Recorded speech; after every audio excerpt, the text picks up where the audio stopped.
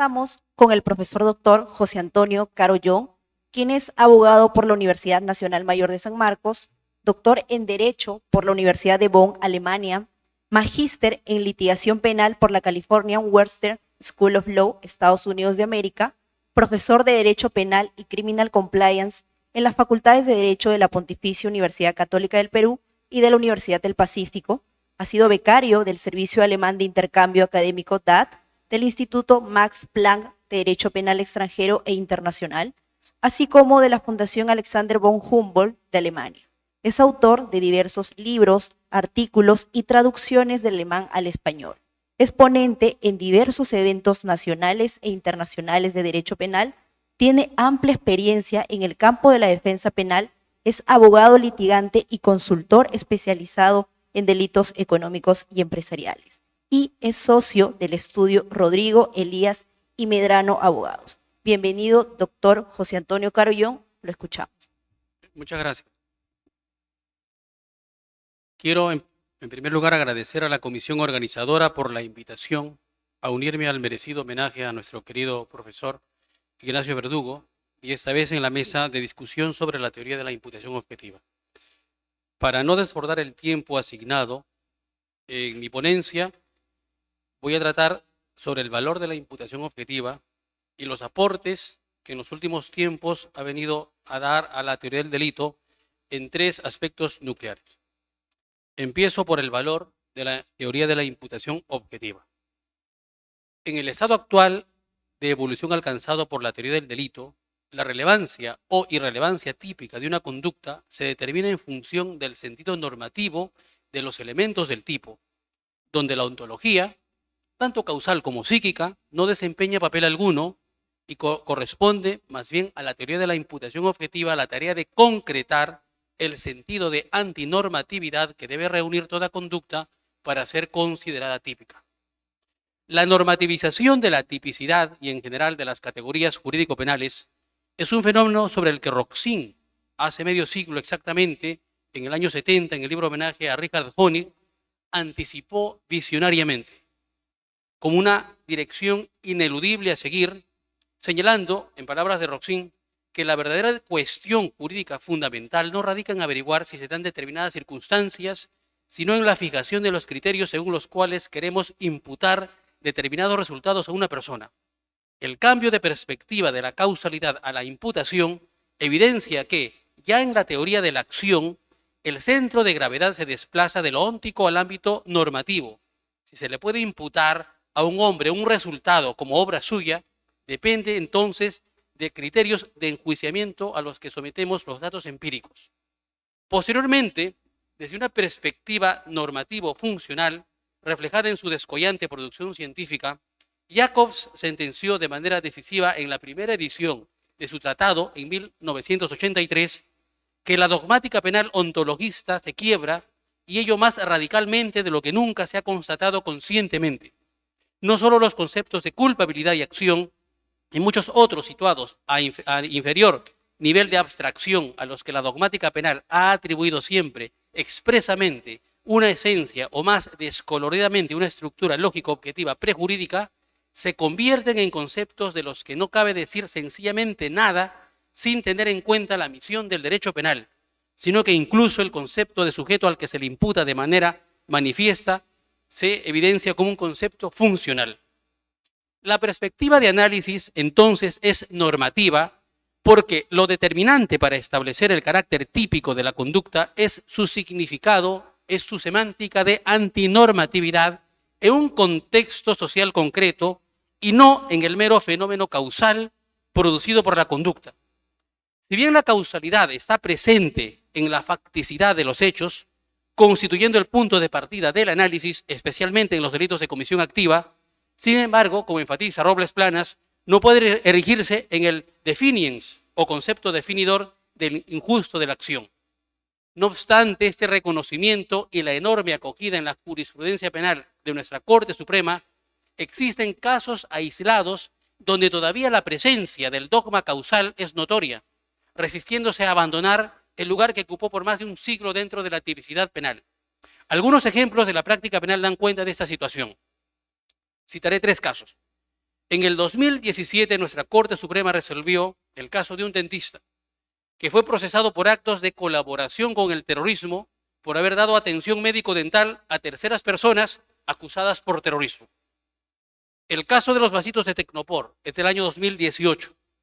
El gerente general de una de las empresas de ferrocarril que traslada turistas de Cusco hacia Machu Picchu afrontó un proceso penal por el delito de contaminación ambiental a causa del hallazgo de vasitos de Tecnopor arrojados al costado de las rieles del tren por los turistas desde el interior de los vagones.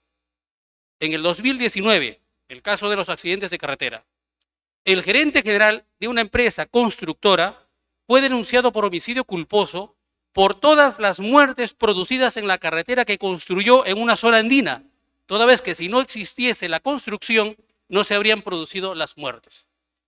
No ha pasado mucho tiempo, fíjense, de lo que la teoría de la imputación objetiva ha logrado consolidarse en la Corte Suprema. Sin embargo, en la práctica se vienen produciendo casos que felizmente encuentran su correctivo a nivel de la Corte Suprema luego de un trajinar enorme de varios años en el proceso penal con el correctivo de la imputación objetiva.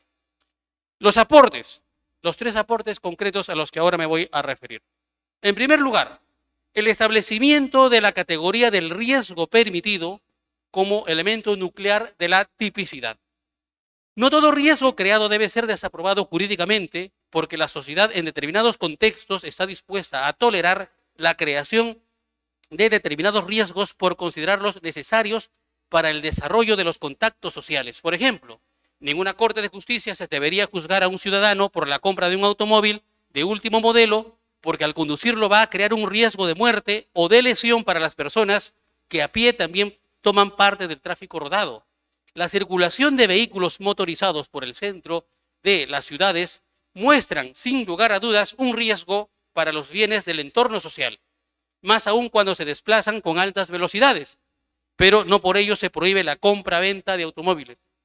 Incluso el empleo y consumo de algunos productos plantea cierto abuso, como la energía eléctrica, el internet o el alcohol, pero mientras la sociedad con su modernización y cada vez más elevado grado de tecnificación necesita de esos bienes o servicios para funcionar, no podrá renunciar a los mismos, sino tendrá que aprender a convivir con el abuso de esos bienes por formar parte ¿de qué? Del riesgo permitido. Hoy nadie está dispuesto a volver a comunicarse con señales de humo, ni a desplazarse en carruajes, ni a vestirse con taparrabos. Es una evidente realidad. Lo importante a resaltar es que no está prohibido jurídicamente practicar conductas per se riesgosas. Sería absurdo, además de imposible, que el ordenamiento jurídico prohibiera toda situación riesgosa para librar a las personas de todos los peligros posibles. Por muy alta que parezca la peligrosidad de algunas acciones, pero mientras responda a una configuración vital que está tolerada de modo general, está cubierta por el riesgo permitido. Nadie está obligado a desaparecer los riesgos que acompañan a su actividad, mucho menos está obligado a reducirlos a cero, como se ve de una manera más clara en el ámbito del derecho penal de las empresas. El deber jurídico es de mantener los riesgos controlados dentro de los estándares y límites permitidos, mas no a desaparecerlos. El riesgo permitido muestra de esta forma que la determinación de la relevancia típica de una conducta debe hacerse de manera contextualizada, según cómo las normas vigentes en los diferentes segmentos sociales demarcan las fronteras de los espacios de libertad o el ámbito de competencia de las personas. La contextualización a que hago referencia se contextualiza o se concreta mediante 4 grupos de normas. Eso es, todos los tipos de la parte especial ven concretar la categoría del riesgo permitido a través de 4 grupos de normas que pueden ser normas penales y extrapenales. En primer lugar, está la norma general, por ejemplo, pues dependiendo del caso para la determinación de la ajenidad en una estafa o el grado de parentesco en el parricidio, bastará la remisión al Código Civil o al Código Penal. En segundo lugar, se encuentran las normas especiales a las que se llega mediante una remisión extrapenal, por ejemplo, las normas o las leyes medioambientales, la ley tributaria, la ley de tránsito. Aquí se ubica también el Manual de Organización y Funciones, el MOF, o el Reglamento de Organización y Funciones, ROF, que delimitan los contornos de competencia funcionarial de las personas que ostentan un estatus especial con la obligación de administrar el segmento que les concierne de la función pública, como es el caso de los funcionarios públicos. Hoy en día, en el derecho penal económico y empresarial, por ejemplo, cuentan los programas de cumplimiento como el resultado de la autorregulación regulada de los espacios de libertad de actuación de las empresas. En tercer lugar, se ubican las normas de la Lex Artis, que concretan los límites de la libertad de actuación de las profesiones, plasmándose por lo general en protocolos y normas deontológicas de los colegios profesionales.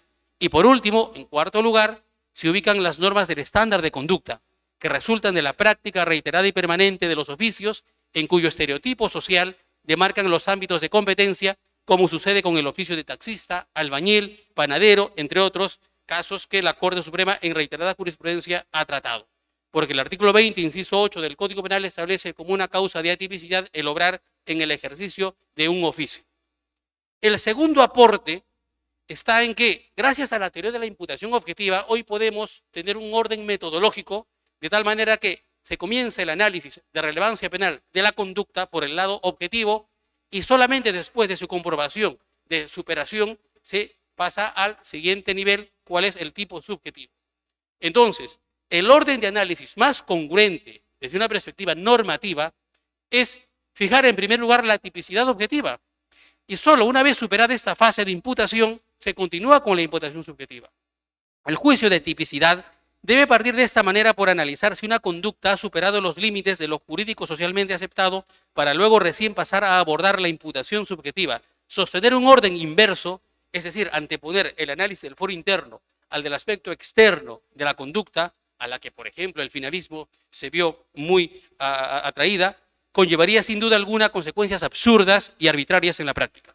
Explicado en el ejemplo del policía. Se tiene que luego de cumplir con la jornada laboral de servicio de patrulla, un policía llega a casa con la idea fija de darse un buen descanso.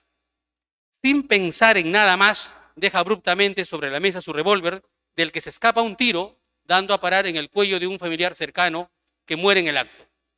Para responder a la pregunta de si estamos ante un homicidio doloso u homicidio culposo, inclusive si ante un hecho fortuito, la perspectiva de análisis tiene que partir por el examen del lado objetivo.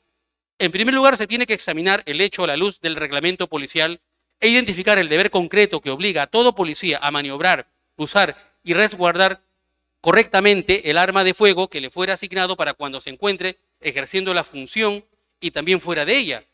Si luego del examen se concluye que existe el quebrantamiento de un deber de garante por no haber asegurado adecuadamente a esa fuente de peligro, que en este caso es el arma de fuego, entonces solamente recién después de este análisis se pasa al examen del lado subjetivo, donde se decidirá si lo superado ahora responde a un título de imputación de homicidio doloso o de homicidio culposo.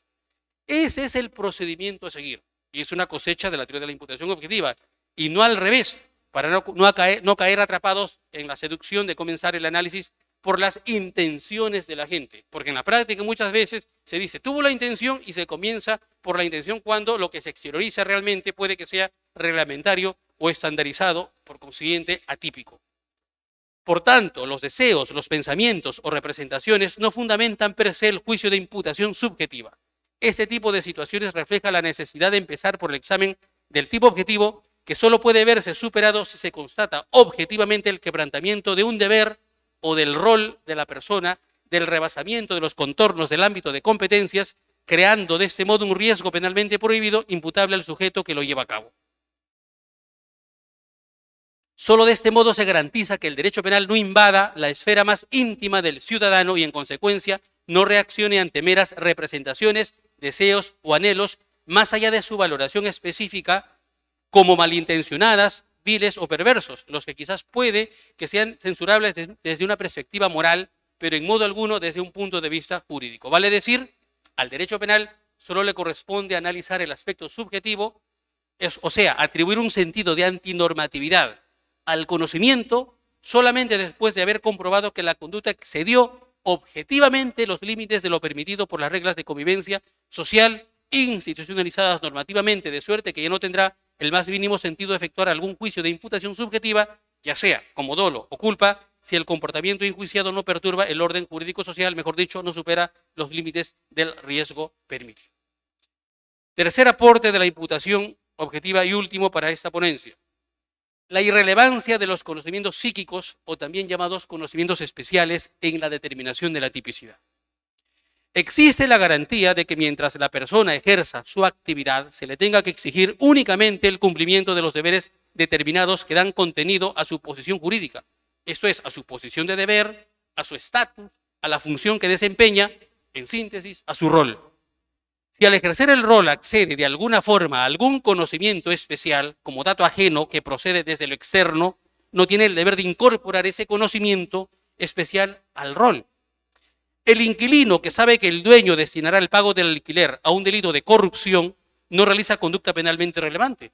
El conocimiento que adquiere sobre los planes delictivos del dueño forma parte de las infinidades de datos subjetivos que van a dar contenido a su individualidad como ser humano, pero que es irrelevante para la imputación jurídica, porque como inquilino lo único relevante que debe saber es que debe pagar puntualmente el alquiler y nada más.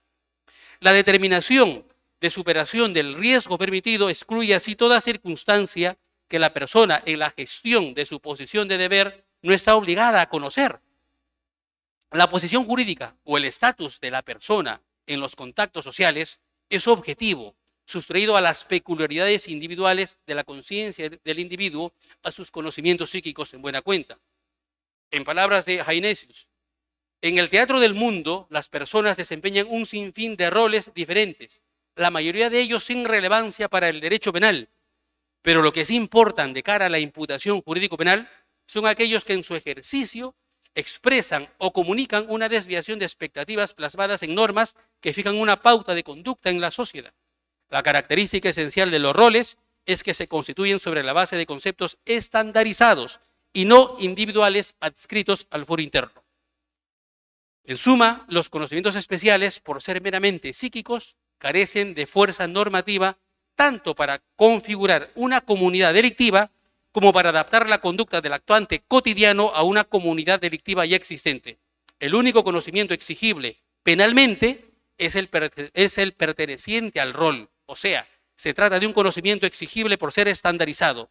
No es todo lo que la persona conoce, sino únicamente lo que debe conocer en su posición jurídica, lo exigible para la imputación jurídico-penal. Llego al final de mi ponencia.